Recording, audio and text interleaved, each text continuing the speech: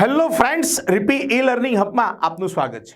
મિત્રો, આપણે સમૂહ 13 અને 14ના ભૌતિક અને રાસાયણિક ગુણધર્મોનો અભ્યાસ કર્યો. હવે શું કરીશું મિત્રો? આપણે સમૂહ 13 અને 14ના કેટલાક અગત્યના સંયોજનો વિશે માહિતી મેળવીશું. શરૂઆત કરીએ સમૂહ 13 થી. સમૂહ 13નું પ્રથમ તત્વ એટલે બોરોન. આપણે બોરોન અને એને લગતા આપણે બોરોન અને તેના કેટલાક સંયોજનો વિશે જોઈશું. તો આપણે જોવા જઈએ છીએ બોરોન અને તેના સંયોજનો. શરૂઆત કરવી છે મિત્રો આપણે બોરોનથી. ઓકે, તો નવો ટોપિક આપણે લીધો છે બોરોન અને તેના સંયોજનો, અને વાત કરવી છે મારે એમાં બોરોનની. બોરોન મિત્રો એટલી પ્રચુરતામાં પ્રાપ્ય નથી. એ પૃથ્વીના પોપડાના દળથી એની ટકાવારી જોઈએ તો 0.0001%. ખૂબ ઓછા પ્રમાણમાં બોરોન રહેલો છે. પીપીએમમાં દર્શાવું તો મિત્રો એ 9 ppm જેટલો પૃથ્વીના પોપડામાં રહેલો છે. એટલે એનો ક્રમ બહુ પાછળ છે અને એ પૃથ્વીના પોપડામાં મળી આવતા તત્વોમાં 38મા ક્રમે મળી આવતું તત્વ છે. 38 નંબરના ક્રમે મળી આવતું તત્વ છે. અને બોરોન છે ને મિત્રો, એ આપણને મુક્ત અવસ્થામાં નથી મળતો.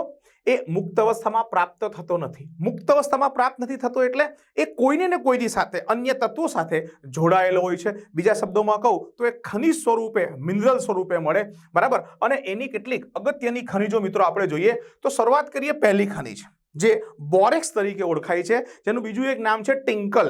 ટિંકલ લિટર સ્ટાઇલ નથી, આ ટિંકલ છે મિત્રો, ટ્વિંકલ નથી. તો બોરેક્સ ટિંકલ, જેનું સૂત્ર છે Na2B4O7, સાથે પાણીના 10 અણુ છે, એટલે ડેકાહાઇડ્રેટ આપણે એને કહીશું. 10 પાણીના અણુ છે. હું 10 ઉપર એટલા માટે ભાર આપું છું કારણ કે બીજી ખનિજ તમને હું જો બતાવું દેખાય મિત્રો કંઈક આવું, બરાબર છે. બીજા ખનિજની વાત કરું એટલે કર્નાઇટ.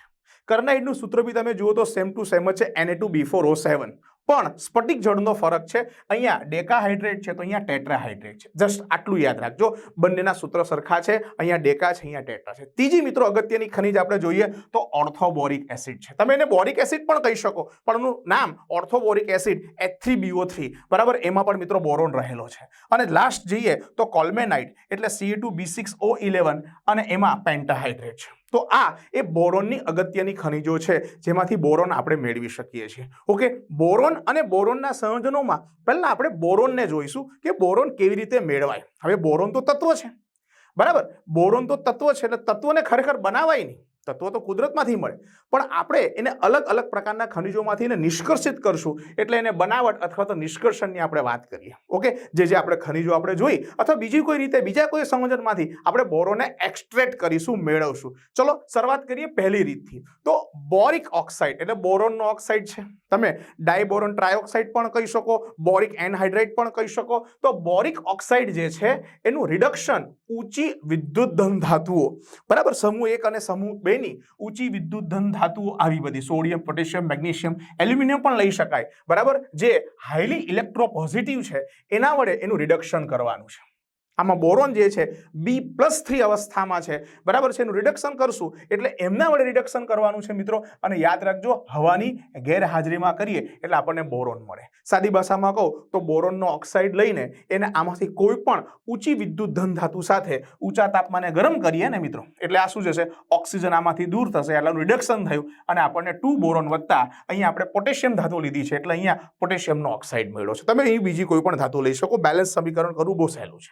ઓકે, તો આ પહેલી રીત થઈ બોરોનના ઓક્સાઇડમાંથી, બોરિક ઓક્સાઇડમાંથી, બરાબર, ડાયબોરોન ટ્રાયોક્સાઇડમાંથી રિડક્શન દ્વારા. ચલો બીજી મેથડ પર જઈએ. બીજી મેથડ છે મિત્રો બોરોનના હેલાઇડની હાઇડ્રોજન સાથેની પ્રક્રિયા.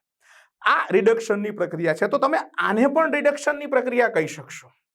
આને પણ તમે રિડક્શનની પ્રક્રિયા કહી શકશો, કારણ કે અહીંયા બોરોનનો ટ્રાયહેલાઇડ થયો તો બોરોનના ટ્રાયહેલાઇડમાં એનું ઓક્સિડેશન અવસ્થા +3 જ છે, BX3, અને એની હાઇડ્રોજન સાથે, બરાબર, ટંગસ્ટન કે ટેન્ટાલમ, આ ટંગસ્ટન કે ટેન્ટાલમ ના તાર ઉપર 1270 કેલ્વિન તાપમાન એનું રિડક્શન કરીએ ને મિત્રો, એટલે હેલોજન નીકળી જશે. આ હેલોજન હાઇડ્રોજન સાથે HX ફોર્મમાં, હાઇડ્રોજનના હેલાઇડના ફોર્મમાં દૂર થશે અને બોરોન જે છે એ આપણને પ્રાપ્ત થશે. ઓકે, એક ઉદાહરણ જોઈએ. જેમ કે આપણે BX3 માં બોરોનનો ટ્રાઇક્લોરાઇડ લીધો, હાઇડ્રોજન સાથે પ્રક્રિયા કરી, 1270 કેલ્વિન તાપમાને આપણે ટંગસ્ટનના તાર ઉપર માની લો કે ગરમ કરીએ એટલે આપણને બોરોન વત્તા 6 ટાઈમ HCl મળ્યો. તો આ પણ રિડક્શન થયું. બોરોનના હેલાઇડનું કરેલું ઉપર બોરોનના ઓક્સાઇડનું કર્યું છે. ઓકે, અને આવી રીતે હાઇડ્રોજન વડે રિડક્શન કરવાથી અહીંયા આપણને બોરોન પ્રાપ્ત થાય છે. આ પદ્ધતિ જે સેકન્ડ પદ્ધતિ છે એનાથી મને 99.9% શુદ્ધ બોરોન મળે છે. એટલે શુદ્ધ બોરોન મેળવવા માટેની મિત્રો આપણે અગત્યની પદ્ધતિ કહી શકીએ સેકન્ડ નંબરની. ઓકે, ત્રીજી પણ એક મેથડ છે મિત્રો. કઈ પદ્ધતિથી આપણે બનાવી શકીએ કે ડાયબોરેનના ઉષ્મીય વિઘટનથી. ડાયબોરેન એટલે શું? B2S6 બોરોનનો હાઇડ્રાઇડ છે મિત્રો. આ બોરોનનો ઓક્સાઇડ લીધેલો, તે પ્રમાણે અહીંયા બોરોનનો ક્લોરાઇડ અથવા હેલાઇડ લીધેલો. એવી રીતે અહીંયા આપણે બોરોનનો હાઇડ્રાઇડ લીધેલો છે ડાયબોરેન. અને ડાયબોરેનનું ઉષ્મીય વિઘટન એટલે શું? ઊંચા તાપમાને ગરમ કરવાનું. બરાબર, કોઈની સાથે પ્રક્રિયા નહીં કરાવવાની, ઊંચા તાપમાને ગરમ કરીશું. ઊંચા તાપમાને ગરમ કરીશું એટલે જે સંયોજન હશે એ તૂટી જશે, વિઘટન પામશે. અને અહીંયા આવું જ થાય છે. B2S6 ને બરાબર છે 1773 કેલ્વિન તાપમાને. આ બધા કરતાં ઘણું વધારે છે મિત્રો. એટલે ઉષ્મીય વિઘટનમાં તાપમાન એમ પણ વધારે હોય તો આપણને 2 બોરોન અને અહીંયા 3 ટાઈમ હાઇડ્રોજન મળે. ઓકે, તો ડાયબોરેનના ઉષ્મીય વિઘટનથી મિત્રો આ ડાયબોરેનની જેમ તમે આ બોરોનના હેલાઇડનું પણ ઉષ્મીય વિઘટન કરી શકો છો અને એમાંથી પણ તમે બોરોન મેળવી શકો છો. ઓકે, તો આ થઈ બોરોનના નિષ્કર્ષણની પદ્ધતિ ઓક્સાઇડમાંથી, હેલાઇડમાંથી અને હાઇડ્રાઇડમાંથી. ઓકે મિત્રો, ચલો આગળ વધીએ. ત્યાર પછી આપણે એના ભૌતિક ગુણધર્મો જોવા છે. તો બોરોનના ભૌતિક ગુણધર્મમાં સૌથી પહેલો અને અગત્યનો ગુણધર્મ કહી શકીએ બોરોન એક અધાતુ તત્વ છે. બોરોન અધાતુ છે, નોન મેટલ છે. ઓકે, બોરોન ખૂબ જ સખત છે. બોરોન એક ખાસ પ્રકારની સ્ફટિક રચના ધરાવે છે. જેમ આપણે જાણીએ છીએ કે બોરોનના 12 પરમાણુ એકબીજા સાથે જોડાયેલા છે. એટલે બોરોન ખૂબ જ સખત છે. બોરોનના અપરૂપોની વાત કરીએ ને મિત્રો, તો બોરોન જુદી જુદી પરિસ્થિતિમાં એટલીસ્ટ 4 અપરૂપો ધરાવે છે. આ બધા અપરૂપોનું એકબીજામાં રૂપાંતરણ થાય પણ એ પ્રક્રિયા પ્રમાણમાં ઘણી ધીમી છે. હવે મિત્રો એના જે અપરૂપો છે એ બધા અપરૂપોમાં આ મુજબનું B12 સ્વરૂપનું બંધારણ જોવા મળે છે. ઓકે, આપણે નોર્મલી એ અપરૂપોને જો ડિવાઈડ કરવા હોય બોરોનના અપરૂપોને તો આવી રીતે કરી શકીએ સ્ફટિકમય બોરોન અને અસ્ફટિકમય બોરોન. સ્ફટિકમય બોરોન છે બરાબર, એની ખાસ પ્રકારની સ્ફટિક રચનાને કારણે એનો બંધ એટલો બધો મજબૂત હોય ને મિત્રો, એ તૂટે બહુ ઓછો, એટલે રાસાયણિક રીતે પ્રમાણમાં નિષ્ક્રિય હોય છે. જ્યારે અસ્ફટિકમય બોરોન હોય એ રાસાયણિક રીતે પ્રમાણમાં થોડોક વધુ એના કરતાં સક્રિય છે. એટલે સ્ફટિકમય કરતાં અસ્ફટિકમય સક્રિય છે. બરાબર, આ પોતાની ખાસ પ્રકારની સ્ફટિક પ્રણાલીને કારણે ખૂબ જ સખત છે. અને આ અસ્ફટિકમયનો રંગ કંઈક બદામી જેવો રંગ છે. ઓકે, બોરોનના ખાસ પ્રકારની સ્ફટિક રચનાને કારણે બહુ ઊંચું ઉત્કલન બિંદુ ને ગલન બિંદુ ધરાવે છે. શું છે આ સ્ફટિક રચના? તો આ સ્ફટિક રચના આવી રીતના છે કે જેમાં બોરોનના ટોટલ 12 પરમાણુ આવી રીતે ઇકોસોહેડ્રોન સ્વરૂપે ગોઠવાયેલા છે. એટલે તો આપણે આ 13મા સમૂહના તત્વોને ઇકોસોહેડ્રોજન એવી રીતે નામ પણ એને આપેલું છે. બરાબર, આ જે છે મિત્રો એની અંદર અહીંયા તમને એક ત્રિકોણ બતાવું છું. એવા ટોટલ 20 ત્રિકોણ છે. કેટલા ટોટલ? એમાં 20 ત્રિકોણ છે. બધા ત્રિકોણ એક સરખા ત્રિકોણ છે. બરાબર, એને 12 ખૂણા છે. આકૃતિમાં ટોટલ 12 ખૂણા છે. બોરોનને 30 ધાર છે. તો મિત્રો બોરોન આ રીતે વિશિષ્ટ પ્રકારની સ્ફટિક રચનાને કારણે એ ખૂબ જ સખત ઘન સ્વરૂપનો પદાર્થ છે. ઓકે, એનું ગલન બિંદુ પણ મિત્રો ખૂબ જ વધારે છે, એ પણ આ સ્ફટિક રચનાને કારણે. આ તો વાત થઈ મિત્રો બોરોનના ભૌતિક ગુણધર્મની. ચલો હવે આપણે એના રાસાયણિક ગુણધર્મ પર જઈએ. તો રાસાયણિક ગુણધર્મની અંદર આપણે શરૂઆત કરીએ. બોરોન કયા કયા પ્રકારની કોની સાથે પ્રક્રિયા કરે? તો પહેલી પ્રક્રિયા કહીએ હેલોજન સાથે, X2 સાથે, ડાયહેલોજન સાથે. આ પ્રક્રિયા મિત્રો ખૂબ ઊંચા તાપમાને થાય છે. નોર્મલ ટેમ્પરેચર એની અંદર કોઈ પ્રક્રિયા કરતો નથી. પણ બોરોન ઊંચા તાપમાને ડાયહેલોજન સાથે પ્રક્રિયા કરીને આપણને એ બોરોનના ટ્રાયહેલાઇડ આપે છે. કારણ કે બોરોનની સંયોજકતા મિત્રો +3 છે એટલે બોરોનના ટ્રાયહેલાઇડ મળે છે. એને હવામાં સળગાવીએ ને તો બોરોન હવામાં સળગાવીએ બરાબર છે, બહુ ઊંચા તાપમાને લગભગ 700 સેલ્સિયસ તાપમાને મિત્રો એ સળગે છે. અને સળગીને આપણને B2O3 બોરોનનો ટ્રાયોક્સાઇડ આપણને આપે છે, ડાયબોરોન ટ્રાયોક્સાઇડ આપે છે. અને મિત્રો યાદ રાખજો કે બોરોન લાલાશ પડતી જ્યોતથી સળગે છે. કેવા રંગની જ્યોતથી સળગે છે? લાલ કલરની, લાલાશ રંગની, રેડિશ જેને અંગ્રેજીમાં કહીશું. રેડ નહીં, રેડિશ એટલે લાલાશ પડતી જ્યોતથી મિત્રો સળગે છે. એ જ પ્રમાણે મિત્રો બોરોનને લાલચોળ ગરમ કરીને પાણીની વરાળ સાથે પ્રક્રિયા કરીએ ને એટલે B2O થી આ બોરોનનો ઓક્સાઇડ અને હાઇડ્રોજન વાયુ છૂટો પડે છે. મિત્રો બોરોન જે છે સામાન્ય તાપમાને સામાન્ય પાણી સાથે કોઈ પ્રક્રિયા કરતો નથી, પણ બોરોન લાલચોળ ગરમ કરીએ પછી પાણી નહીં પણ પાણીની વરાળ સાથે એને પ્રક્રિયા કરાવીએ તો બોરોનનો આ ઓક્સાઇડ અને હાઇડ્રોજન વાયુ છૂટો પડે છે. અને છેલ્લે મિત્રો બોરોન નાઇટ્રોજન સાથેની પ્રક્રિયાથી બોરોનનો નાઇટ્રાઇટ બનાવે છે, બોરોનના નાઇટ્રાઇટ રચે છે, બરાબર, નાઇટ્રોજન સાથેની પ્રક્રિયા. એટલે એકચ્યુઅલી તમે હવાને બાળો ને, હવામાં જ્યારે સળગાવો ને તો બોરોનના ઓક્સાઇડ સાથે આપણને બોરોનના નાઇટ્રેટ પણ આપે. એટલે ટૂંકમાં બોરોન એ જનરલી તમે પ્રક્રિયા જુઓ તો ઊંચા તાપમાને, બરાબર છે, પાણીની વરાળ સાથે 700 સેલ્સિયસ તાપમાને નોર્મલ ટેમ્પરેચરે પ્રક્રિયા બહુ ઓછી કરે છે. એ મોટા ભાગની પ્રક્રિયા ઊંચા તાપમાને પ્રબળ પ્રક્રિયા પરિસ્થિતિમાં કહી શકીએ તેમ કરે છે. હવે આપણે જરાક એની એસિડ અને બેઝ સાથેની પ્રક્રિયા જોઈએ. તો બોરોન જે છે એ ઓક્સિડેશન કરતા એસિડ, કેવા ઓક્સિડેશન કરતા એસિડ, એટલે અહીંયા મેં લીધેલા છે નાઇટ્રિક એસિડ અને H2SO4 સાથેની પ્રક્રિયા મેં બતાવેલી છે. તો મનમાં એક સવાલ થાય, HCl સાથે પ્રક્રિયા કરે એ પણ એક એસિડ છે, પણ મિત્રો HCl જે છે ને એ ઓક્સો એસિડ નથી, બરાબર. આ બોરોન પ્રબળ ઓક્સિડેશન કરતા એસિડ સાથે જ પ્રક્રિયા કરે, એટલે સાંદ્ર HNO3 સાથે, સાંદ્ર H2SO4 સાથે, પણ સાંદ્ર HCl સાથે બોરોન કોઈ પ્રક્રિયા કરતો નથી, યાદ રાખજો, બરાબર છે. ચલો સાંદ્ર HNO3 સાથે પ્રક્રિયા કરી એટલે બોરોનની નાઇટ્રિક એસિડ સાથે પ્રક્રિયા કરીએ, H3BO3 એટલે બોરિક એસિડ મળે અને નાઇટ્રોજન વાયુ છૂટો પડે છે. એ જ રીતે બોરોનની સાંદ્ર સલ્ફ્યુરિક એસિડ સાથે પ્રક્રિયા કરીએ તો સેમ ઉપરની જેમ બોરિક એસિડ તો મળે છે, અહીંયા આપણને NO2 મળતો હતો, તે જ રીતે અહીંયા આપણને SO2 મળે છે. એટલે બોરોન એસિડ સાથે પ્રક્રિયા કરે છે પણ પ્રબળ ઓક્સો એસિડ સાથે જ પ્રક્રિયા કરે છે. ઓકે, એસિડની જેમ બેઝ સાથેની પ્રક્રિયા જોઈએ તો બોરોનને સોડિયમ હાઇડ્રોક્સાઇડ સાથે NaOH સાથે પિઘલન કરતા, યાદ રાખજો NaOH ના સાંદ્ર દ્રાવણ સાથે નહીં પણ NaOH સાથે આપણે પિઘલિત કરીએ તો આપણને કંઈક આવી પ્રક્રિયા જોવા મળે. બોરોન NaOH સાથે પિઘલનની પ્રક્રિયા છે 773 થી વધુ કેલ્વિન તાપમાને આપણે પીગાડીએ એટલે મિત્રો જેમ H3BO3 મળતો હતો તેમ અહીંયા આપણને સોડિયમ બોરેટ મળે છે. અને આપણે બોરિક એસિડ કીધો છે અને આપણે સોડિયમ બોરેટ કહીશું, સોડિયમ બોરેટ મળે છે અને મહત્વનું હાઇડ્રોજન છૂટો પડે છે. યાદ રાખજો મિત્રો, એ પિઘલિત NaOH સાથેની પ્રક્રિયાથી હાઇડ્રોજન વાયુ છૂટો પડે છે, બરાબર છે. તો બોરોનની આ એક ખાસિયત થઈ. હવે આપણે છેલ્લા ઉપયોગો જોતા જઈએ તો બોરોનના ઉપયોગોમાં બોરોન વિદ્યુત ઉપકરણોમાં અર્ધવાહક તરીકે, સેમિકન્ડક્ટર તરીકે. ઓકે, બોરોનના સ્ટીલના સળિયા કેન્દ્રીય પ્રક્રિયામાં ન્યુટ્રોનના શોષણ માટે વપરાય છે. બોરોનના મિત્રો બે સમસ્થાનિક છે, બોરોન 510 અને બોરોન 511, બરાબર. એટલે આની અંદર 5 ન્યુટ્રોન છે, આમાં 6 ન્યુટ્રોન છે. ઓકે, બંનેમાં પ્રોટોન તો 5 જ હોય પણ આમાં 5 ન્યુટ્રોન, આમાં 6 ન્યુટ્રોન. આ જે છે ને મિત્રો કુદરતમાં 19% જેવો છે અને આ જે છે એ કુદરતમાં બાકી એટલે 81% જેવો આ મળે. એમાંથી આ જે બોરોન 10 વાળો છે એટલે પહેલો જે છે એ ન્યુટ્રોન કેપ્ચરિંગ કહેવાય. ન્યુટ્રોન કેપ્ચરિંગ એટલે ન્યુટ્રોનને શોષવાનો અદ્ભુત ગુણધર્મ ધરાવે. ન્યુટ્રોન શોષવાનો ગુણધર્મ ધરાવે એટલે એનો ઉપયોગ આ ન્યુક્લિયર રિએક્ટરમાં કેન્દ્રીય પ્રક્રિયાઓમાં એ સળિયા તરીકે. સળિયા શું કામ કરે?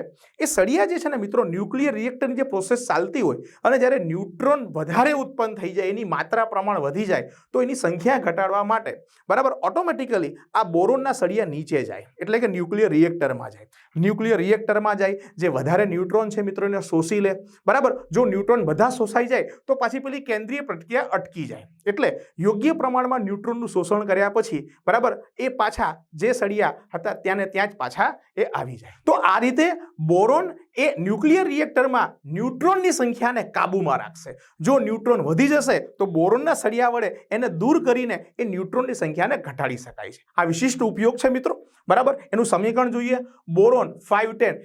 યાદ રાખજો, બે સમસ્થાનિકમાંથી આ જ સમસ્થાનિક જે છે એ ન્યુટ્રોન શોષણનો ગુણધર્મ ધરાવે છે, આમાં ન્યુટ્રોન શોષણનો ગુણધર્મ નથી. એટલે એવો MCQ પૂછાય કે કયો સમસ્થાનિક? તો 5B10 વાળો, ઓકે, 11 વાળો નહીં. અને એમાં ન્યુટ્રોનનું શોષણ થાય તો ન્યુટ્રોનનો આનો સરવાળો કરીએ 10 ને 11 એટલે અહીંયા બોરોન 11 અને 5 અને 0 એટલે 5, બરાબર છે. કેન્દ્રીય પ્રક્રિયામાં આ રીતે આપણે સમીકરણ બેલેન્સ કરીશું. એના અહીંયા ઉપર જે છે પરમાણુ દળાંક અને નીચે જે પરમાણુ ક્રમાંક એ સરવાળો ઇક્વલ આવવો જોઈએ. અને લાસ્ટ ઉપયોગ એનો જોઈએ તો પોલાદ ઉદ્યોગમાં પોલાદની સખ્તાઈ વધારવા માટે, બરાબર, એટલે સ્ટીલ ઇન્ડસ્ટ્રીમાં હાર્ડનર તરીકે વપરાય છે, કારણ કે જાણીએ છીએ આ ખૂબ સખત પદાર્થ છે, આ બહુ સખત તત્વ છે અને એના કારણે સખ્તાઈનો ગુણધર્મ હોવાને કારણે એ પોલાદની સખ્તાઈ વધારવા માટે ઉપયોગમાં લેવાય છે. ઓકે મિત્રો, આ તો વાત થઈ બોરોનની. હવે આપણે બોરોનના અગત્યના 3 સંયોજનોની એક પછી એક ચર્ચા કરીએ. ઓકે, હવે મિત્રો આપણે બોરોનના 3 અગત્યના સંયોજનો વિશે જાણકારી મેળવીએ. શરૂઆત કરીએ મિત્રો બોરોનનું પહેલું અગત્યનું સંયોજન બોરેક્સ. કયું સંયોજન ભણવા જઈએ છીએ આપણે? બોરેક્સ. જે બોરોનનું સંયોજન છે અતિ અગત્યનું મહત્વનું કહી શકાય. એનું સૂત્ર તમને હું કહું તો એ થશે Na2B4O7 ઇન્ટુ 10 ટાઈમ H2O. બરાબર, એની સાથે 10 પાણીના અણુ સ્ફટિક જળ તરીકે જોડાયેલા છે. એનું નામ આમ તો આપણે બોરેક્સ જ કહીએ છીએ. બરાબર, એને આપણે બોરેક્સ તરીકે જ ઓળખીએ છીએ, બોરેક્સ. પણ એનું આપણે આઈયુપીએસી નામ જોઈએ તો સોડિયમ ટેટ્રાબોરેટ ડેકાહાઇડ્રેટ. 4 બોરોન છે, 10 પાણીના અણુ છે, એટલે ટેટ્રાબોરેટ ડેકાહાઇડ્રેટ. ઓકે, હવે આ જે છે એનો દેખાવ કંઈક આવો છે મિત્રો, અને યાદ રાખજો આ જે સંયોજન છે એ આયનીય સંયોજન છે. આ Na2B4O7 જે છે, બરાબર, એક આયનીય સંયોજન છે જેમાં આ રીતનો ધન આયન ને ઋણ આયન રહેલા છે. એમાં ધન આયન તરીકે તમને સમજ પડી જાય 2 ટાઈમ Na+ છે, પણ ઋણ આયન ખાસ છે આવો ચતુર્કેન્દ્રીય, એટલે 4 જે બોરોન છે એ 4 અલગ અલગ કેન્દ્ર સ્થાને રહેલા છે અને B4O5OH4 ટાઈમ -2, અહીંયાનો વીજભાર +2, અહીંયાનો વીજભાર -2, એટલે બેલેન્સ થઈ ગયું. અને આ 10 છે ને મિત્રો, એમાંથી આ રીતે સેટ કરીએ એટલે હાઇડ્રોજન અહીંયા વપરાઈ ગયા, એટલે પાછળ 8 પાણીના અણુ એમાં રહેલા છે. એનું સ્ટ્રક્ચર જોઈએ જે ચતુર્કેન્દ્રીય સ્ટ્રક્ચર કહેવાય. બરાબર, એમાં 4 કેન્દ્રો બોરોનના ગણવાના છે. આ તમારે જે બોરોનના આ 1, 2, 3 અને 4, એના શરૂઆત કરીએ 2 સોડિયમથી. તો 2 સોડિયમ અહીંયા છે, 8 પાણીના અણુ પાછળ સ્ફટિક તળ તરીકે જોડાયેલા છે. ઋણ આયન એકમ જે -2 વીજભાર ધરાવે છે અને -2 વીજભાર છે. બરાબર, એ ચતુર્કેન્દ્રીયમાં 4 બોરોન એ ચતુર્કેન્દ્ર ઉપર રહેલા છે. અને આમાં મિત્રો સંકરણમાં તમારે ખાસ ધ્યાન રાખવાનું છે. શું ધ્યાન રાખશો કે આ જે 4 બોરોન છે, બરાબર, એ 4 બોરોન પૈકી 2 બોરોન જે છે એને sp2 સંકરણ છે. sp2 સંકરણ વાળા કયા? તો sp2 સંકરણ વાળા આપણે અહીંયા ગ્રીન થી અથવા અહીંયા જે હું લીટા પર લીટા કરું છું એ બંનેનું સંકરણ sp2 છે. sp2 સંકરણ એટલે અન્ય 3 સાથે તમે જોઈ શકો 1, 2 અને 3 સાથે જોડાણ છે. જ્યારે બાકીના 2 બોરોન છે ને મિત્રો, આ 2 બોરોન, એક ઉપર જે છે તે આ, નીચે જે છે આ, તો એ બાકીના 2 બોરોન છે એનું સંકરણ sp3 છે.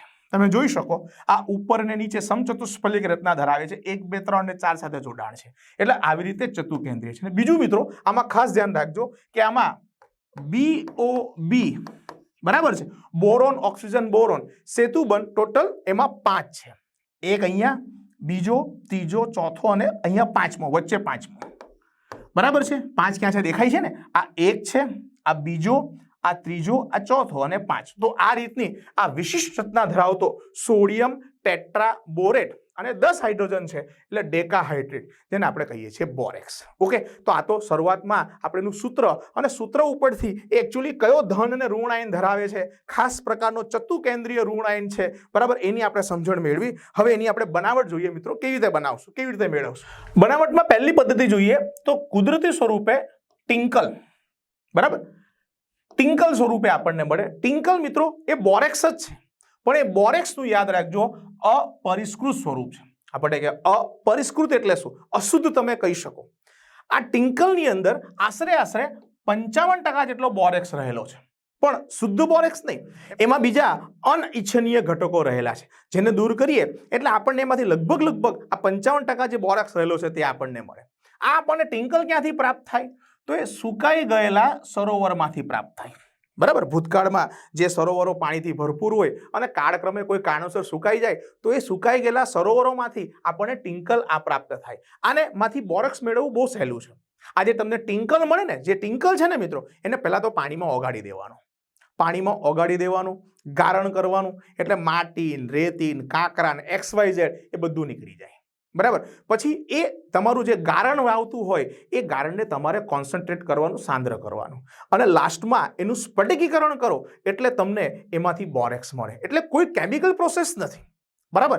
એ ટિંકલમાં એકચ્યુઅલી બોરેક્સ જ છે, પણ અન્ય ઘટકો પણ ભેગા રહેલા છે, જેને આપણે યોગ્ય પદ્ધતિ વડે દૂર કરી નાખીએ, ગારણ અને સ્ફટિકીકરણ વડે દૂર કરી નાખીએ એટલે આપણને એમાંથી બોરેક્સ મળે. તો પહેલું થયું મિત્રો ટિંકલમાંથી. ચલો બીજી કઈ રીતે મેળવાય? તો બીજું ખનિજ કોલ્મેનાઇટમાંથી મેળવાય.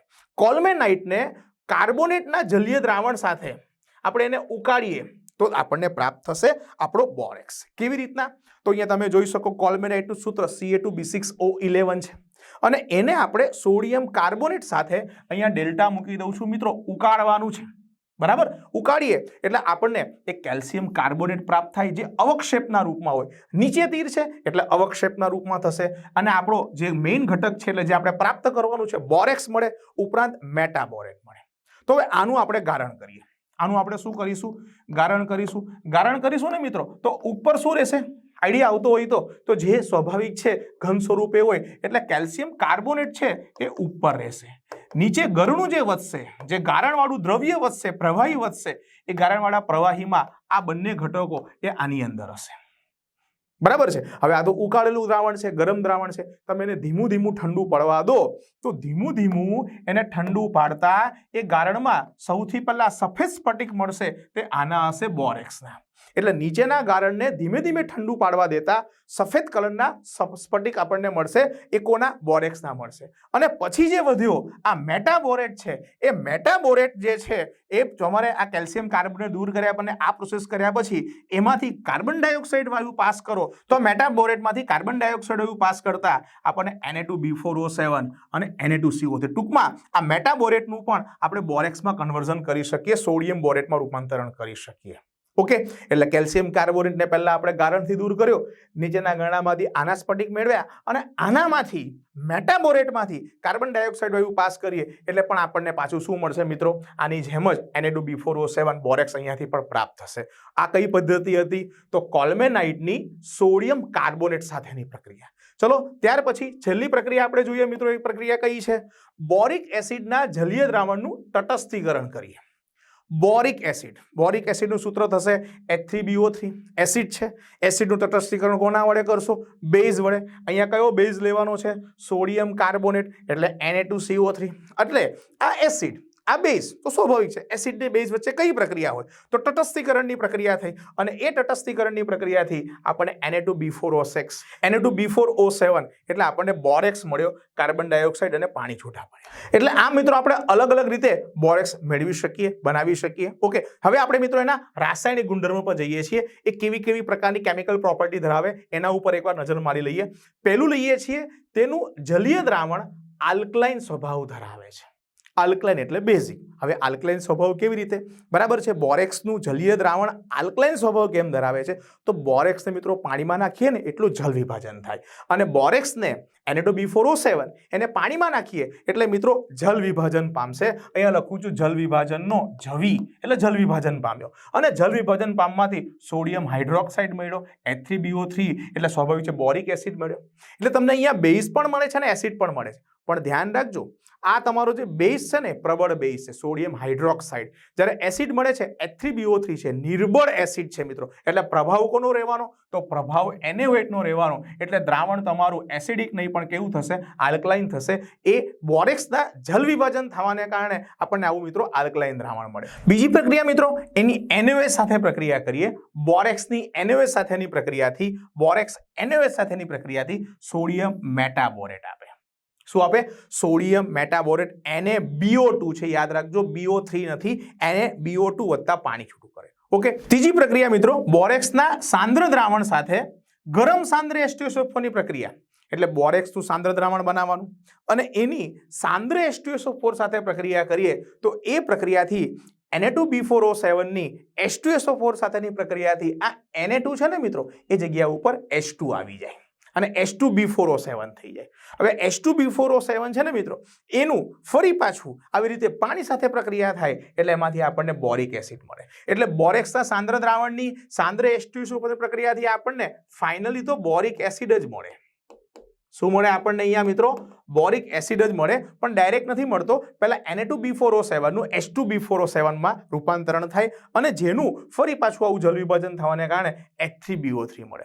એટલે સરવાળે શું થાય તો આ બે સમીકરણનો મિત્રો હું સરવાળો મારું, સાદો સરવાળો, તો સ્વાભાવિક છે H2B4O7 અહીંયાથી બી જાય અને અહીંયાથી બી જાય એટલે Na2B4O7 બરાબર છે અને H2SO4 ને 5 ટાઈમ H2O, આ બાજુ આપણને 4 ટાઈમ H3BO3 અને 1 ટાઈમ Na2SO4 બરાબર. એટલે ટૂંકમાં આપણને બોરિક એસિડ મળે, સોડિયમ સલ્ફેટ પણ પ્રાપ્ત થાય. તો આ વાત થઈ એની સાંદ્ર સલ્ફ્યુરિક એસિડ સાથેની પ્રક્રિયાથી. ઓકે, હવે મિત્રો આપણે બોરેક્સની એક અગત્યની પ્રક્રિયા જોવા જઈએ છીએ જે ગુણાત્મક પૃથ્થકરણમાં વપરાય છે ને જેના વડે ધન આયનને પારખી શકાય છે. શું છે આ પ્રક્રિયા? ચલો 4 નંબરની પ્રક્રિયા પર જઈએ. એ પ્રક્રિયાની અંદર તેને ગરમ કરતા, કોને ગરમ કરવાનું છે? બોરેક્સ. અને ગરમ કરવા માટે મિત્રો શું કરવામાં આવે?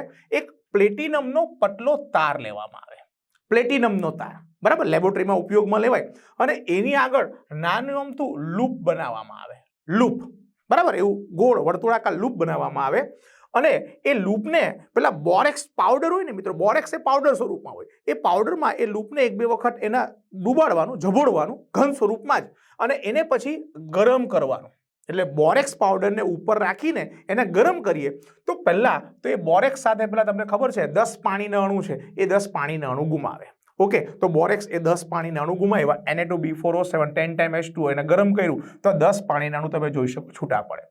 એને વધુ ગરમ કરતા પારદર્શક પ્રવાહીમાં ફેરવાય બરાબર. આ તાર ઉપર હજી બોરેક્સને આપણે વધારે તપાવીએ તો બોરેક્સ સરળ ભાષામાં કહું તો પીગળે, પીગળે એટલે પારદર્શક પ્રવાહીમાં ફેરવાય અને પછી તેને ઠંડો પડે એટલે અંતે કાચ જેવો ઘન પદાર્થમાં રૂપાંતરણ થાય બરાબર. ઠંડો પડતા એક કાચ જેવો મિત્રો ઘન પદાર્થ મણકા જેવું બનાવે જેને આપણે કહીશું બોરેક્સ મણકો. એટલે Na2B4O7 છે ને મિત્રો, એને ગરમ કરીએ એટલે Na2BO2 એટલે સોડિયમ મેટાબોરેટ, NaBO2 સોડિયમ મેટાબોરેટ અને B2O3 બોરિક એનહાઇડ્રાઇડ, ડાયબોરેન ટ્રાયોક્સાઇડ પણ તમે કહી શકો. આ બેનું જે મિશ્રણ છે એ ઘન પદાર્થમાં રૂપાંતરણ થાય, કાચ જેવો મિત્રો મણકો બનાવે અને એ મણકાને મારે બોરેક્સ મણકો કહેવાનો છે. ઓકે, એટલે આવા પ્લેટિનમના તાર ઉપર હું બોરેક્સ પાવડરને લઈને ગરમ કર્યા કરું તો પાણીના અણુ ગુમાવ્યા પછી અંતે કાચ જેવા આ મણકામાં રૂપાંતરણ થાય, એને બોરેક્સ મણકો કહેવાય, જેને આપણે જોઈએ તો આવો દેખાય. આ મિત્રો પ્લેટિનમનો તાર છે. ઓકે, હવે આ બોરેક્સ મણકો બનાવ્યા પછી શું કરવાનું? આ બોરેક્સ મણકો બનાવ્યા પછી એનો ઉપયોગ કરીને હું ધન આયનની પરખ કરી શકું અને એ કસોટીને હું નામ આપું આ બોરેક્સ મણકા પરથી મિત્રો બોરેક્સ મણકા કસોટી. તો મારે જરાક વાત કરવી છે બોરેક્સ મણકા કસોટી. બોરેક્સ મણકા કસોટીમાં શું કરવામાં આવે કે બોરેક્સ મણકો બરાબર કેટલીક ધાતુઓ સાથે, બધી ધાતુઓ સાથે નહીં પણ કેટલીક ધાતુઓ, જેમ કે યાદ રાખજો કોબાલ્ટ CO+2, Ni+2 નિકલ છે, Cu+2 કોપર છે, Mn+2 એની સાથે રંગીન મેટાબોરેન બનાવે, રંગીન મેટાબોરેન. મેટાબોરેટ એટલે શું મિત્રો? BO2 અને માઇનસ, કારણ કે એમાં બોરોનનો +3 આવશે, ઓક્સિજનનો -4 એટલે ઓલ ઓવર વીજભાર મિત્રો -1 થશે. આને આપણે કહેવાનો છે મેટાબોરેટ. એટલે તમે જ્યારે પેલો મણકો બનાવ્યો આગળના ટેસ્ટમાં, બોરેક્સ મણકો બનાવ્યો, બોરેક્સ મણકો બનાવીને તમે આનું કોઈનું બી જલીય દ્રાવણ હોય, જેમ કે સમજી લો કે આપણે કોપર સલ્ફેટનું જલીય દ્રાવણ છે, એ કોપર સલ્ફેટના જલીય દ્રાવણમાં તમારે પેલો મણકો છે એકવાર ડીપ કરવાનો, એકવાર ડૂબાડવાનો અને ત્યાર પછી એ તમારા બન્સન બર્નર ઉપર ઓક્સિડાઇઝિંગ ફ્લેમમાં તમે એને ગરમ કરો બરાબર છે. બન્સન બર્નર ઉપર પેલે ઓક્સિડાઇઝિંગ ફ્લેમમાં આ કોપર સલ્ફેટના જલીય દ્રાવણમાં ડૂબાડેલા બોરેક્સ મણકાને ગરમ કરો ને તો એ મણકાનો કલર પહેલા કેવો હતો? તો ટ્રાન્સપરન્ટ હતો, પારદર્શક હતો, પણ એમાં ડૂબાડ્યા પછી તમે ગરમ કરો તો કોપરને કારણે એનો કલર બદલાઈ જાય બરાબર છે. કેવો કલર આવે એ આપણે જોઈએ.